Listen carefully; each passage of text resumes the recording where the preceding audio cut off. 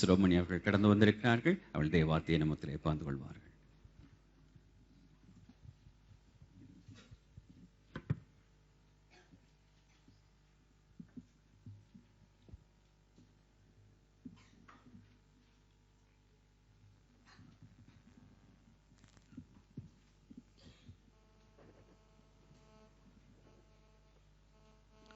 ஹல்லேலூயா, ஹல்லேலூயா, ஹல்லேலூயா. இந்த பரிசுத்தமான ஓய்வு நாள் இந்த நாட்டை பொறுத்தவரையில் வெள்ளிக்கிழமை. இந்த ஓய்வு நாள் பரிசுத்த ஆராதனையிலே உங்களை காணவும், உங்கள் மத்தியிலே கர்த்தருடைய செய்தியை பகிர்ந்து கொடுக்கவும் தேவன் எனக்கு தந்த இந்த கிருபையின் நாளுக்காகவும் நேரத்துக்காகவும் என் ஆண்டவருக்கு நான் நன்றி செலுத்துகிறேன். அப்பிரயோஜனமான ஊழியக்காரனாகிய என்னை ஒரு ஊழியனாக மதித்து நேசித்து நான் கேட்டபோது எந்த மறுப்பும் இல்லாதபடி இந்த நாளில் உங்கள் மத்தியிலே கர்த்தருடைய செய்தியை பகிர்ந்து கொடுக்க இந்த நல்ல வாய்ப்பை கொடுத்த அன்புக்கும் பாசத்துக்கும் மரியாதைக்கும் உரிய நம் சபையின் போதகர் ஐயா அவர்களுக்கும், உதவி போதகர் ஐயா அவர்களுக்கும், சபையின் பெரியவர்களுக்கும், உங்கள் அனைவருக்கும், அதோடு என்னை அழைத்து வந்த தம்பி ஆல்வின் அவர்களுக்கும் என் இதயத்தின் ஆழத்திலிருந்து என் வாழ்த்துதலையும் நன்றியும் நான் தெரிவித்துக் கொள்ளுகிறேன். எனக்கு அன்பானவர்களே, கர்த்தருடைய செய்திக்கு ஆதாரமாக பரிசுத்த மார்க் எழுதின சுவிசேஷம் 15ஆம் அதிகாரத்தில் 15ஆம் வசனத்தை உங்கள் மத்தியிலே வைக்க விரும்புகிறேன். பரிசுத்த மார்க் 15:15. அப்பொழுது பிலாத்து ஜனங்களை பிரியப்படுத்த மனதுள்ளவனாய் பரபாசை அவர்களுக்கு விடுதலையாக்கி இயேசுவையோ வாரினால் அடிப்பித்து சிலுவையில் அறையும்படிக்கு ஒப்பு கொடுத்தான்.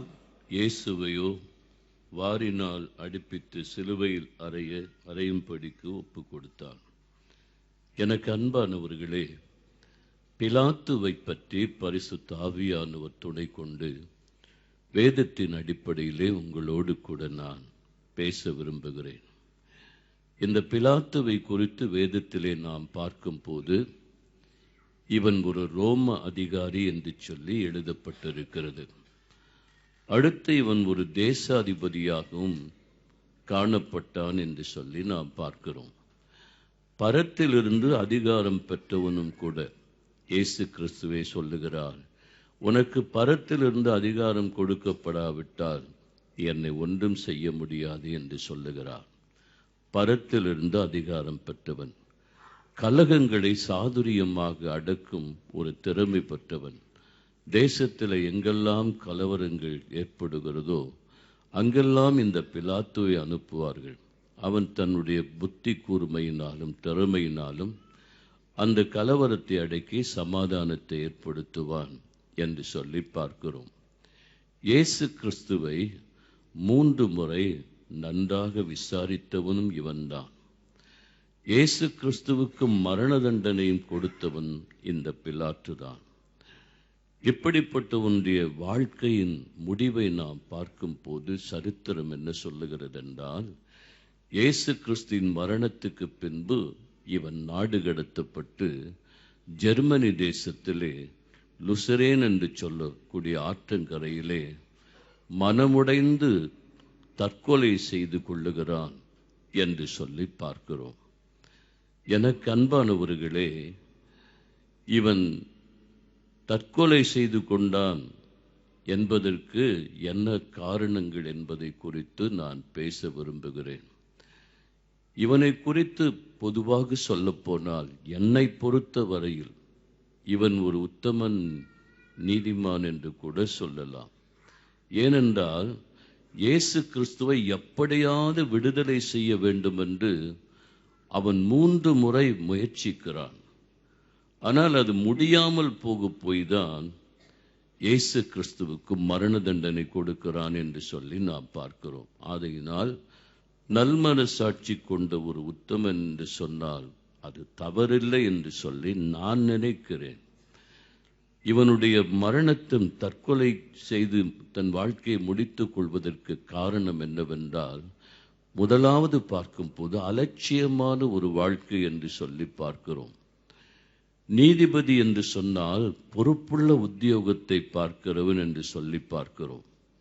இவன் இயேசு கிறிஸ்துவை 3 முறை கூப்பிட்டு விசாரிக்கிறான். அப்படியும் அவன் மனசாட்சி அவர் நீதிமான் என்று சொன்ன போதிலும் அந்த பொறுப்புள்ள பதவியை அலட்சியப்படுத்தி அவருக்கு மரண தண்டனை கொடுக்கிறான் என்று சொல்லி நாம் பார்க்கிறோம். Christian life is a plan life என்று சொல்லுவார்கள். கிறிஸ்தவ வாழ்க்கை என்பது திட்டமிடப்பட்ட ஒரு வாழ்க்கை, அலட்சியமாக வாழுகிற ஒரு வாழ்க்கை அல்ல. எனக்கு அன்பானவர்களே, இயேசு கிறிஸ்து நமக்கு 10 கற்பனைகளை கொடுத்திருக்கிறார். உபாகமம் 28:1 நீங்கள் படித்து பார்த்தால், இந்த 10 கற்பனைகளுக்கு கீழ்ப்படிந்து அதை கைக்கொண்டு அதன்படி நடந்தால்தான் உன்னை கீழாக்காமல் மேலாக்குவேன், நீ வாளாகாமல் தலையாவாய், நீ கடன் வாங்க மாட்டாய், அநேக ஜாதிகளுக்கு கடன் கொடுப்பாய் என்று சொல்லி இருக்கிறார். ஆகையினால் அத்தனை ஆசீர்வாதங்களும் இதில் அடங்கி இருக்கிறது என்று சொல்லி பார்க்கிறோம். பொய் சொல்லாதிருப்பாயாக. பொய் சொல்லாமல் இருக்கிறோமா? ஒரு நாளைக்கு எத்தனை பொய் சொல்லுகிறோம்? வீட்டிலே, கணவனிடத்திலே, மனைவியிடத்திலே, பிள்ளைகளிடத்திலே, பெற்றோரிடத்திலே, கோயிலுக்கு வந்தாலும் பொய் சொல்லுகிறோம் இல்லையா? நாங்கள் மன்னிக்கிறது போல என்று சொல்லுகிறோம். தொட்டு தாலி கட்டின புருஷனை மன்னிப்பதில்லை, மனைவியை மன்னிப்பதில்லை, பிள்ளைகளை மன்னிப்பதில்லை, மாமனார் மாமியாரை மன்னிப்பதில்லை, மருமகனை மன்னிப்பதில்லை. ஆனால் நாங்கள் மன்னிக்கிறது போல என்று சொன்னால் பொய்தானே?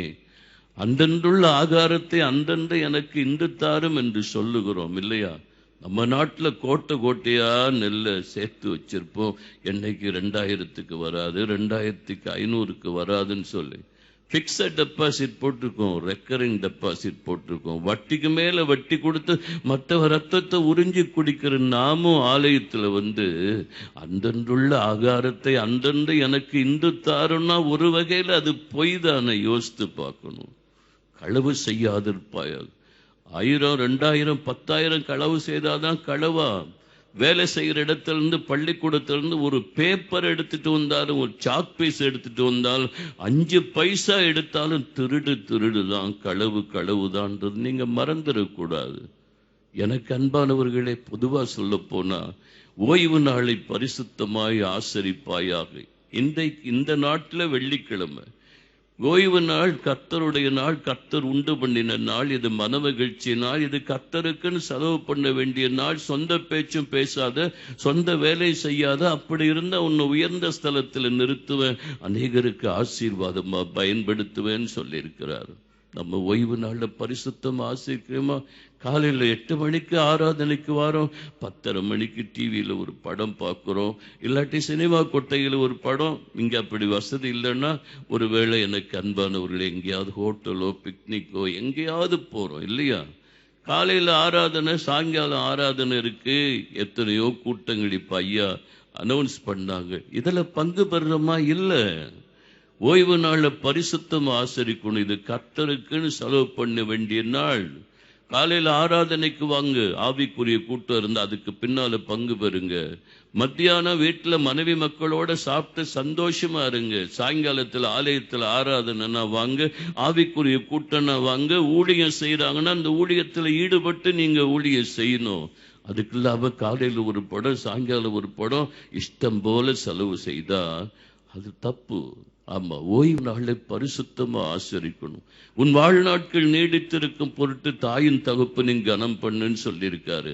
10 மாதம் சுமந்து பத்து ரத்தத்தையும் ஊனையும் உருக்கி உணவா கொடுத்து வளர்த்து, மானத்தை இழந்து, மரியாதை இழந்து, கௌரவத்தை இழந்து, கடன் வாங்கி, வட்டிக்கு வாங்கி படிக்க வச்சு, நமக்கு பணம் கொடுத்து இங்க அனுப்பி வேலை வாங்கி கொடுத்த தாய் தகப்பனுக்கு இங்கிருந்து பண உதவி செய்யறோமா? வயதான காலத்துல உதவி செய்யறோமா? அன்பு பாராட்டுறோமா? இல்லைங்க. வாழ்நாட்கள் நீடித்திருக்கும் பொருட்டு தாயின் தகப்பனின் கனம் பண்ணு. தகப்பனை நிந்தித்து தாயை பரிகாசம் பண்ணுகின்ற கண்களை நதியின் காகங்களும் களியின் குஞ்சுகளும் ஒத்தி தின்னும். உன் தீபம் பாதியில காரில் அணைந்து போகனா உன் வாழ்க்கை பாதியில இருண்டு போயிரும். கடைசி வரைக்கும் செழிப்பா ஆசீர்வாதமா இருக்க தாய் தகப்பனை கவனி. இப்படி ஆண்டவன்